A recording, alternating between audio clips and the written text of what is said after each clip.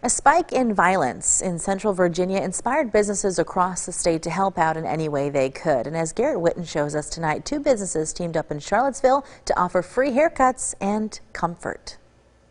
You know, barbers are like hometown therapists. Camaraderie and a friendly face. Appreciate it. Yes, sir. All right, Something House of Cuts owner Fernando Garay wants to make available at his studio. And we're just trying to create a safe place for, teens to come and preteens to come, hang out, get a place where they can feel confident about themselves again, and get a place to talk to people for free. The key word there, safe place. With the spike in violent crimes, Garay's Barber Shop and 100 Black Men of Central Virginia, a mentoring program for young African-American boys, have partnered up to provide comfort to students during scary times.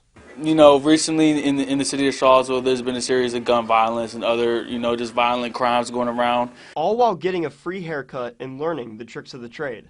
Showing them that there's another way outside just being in the streets and, engaging in, a lot of violence. For sure. Just trying to create preventative measures, for our kids in the city. We're trying to explode the idea of giving kids free haircuts and giving kids the opportunity to get a haircut as well as learn about barbering, learn about the skill and the trade. Daniel Fairley, president of 100 Black Men of Central Virginia, says donations received have allowed Charlottesville City Schools and Albemarle County Public Schools to be involved in the effort. Both in the middle schools as well as the high schools in the area. So that's Buford, Journey, Charlottesville High School, Albemarle High School. Just to name a few.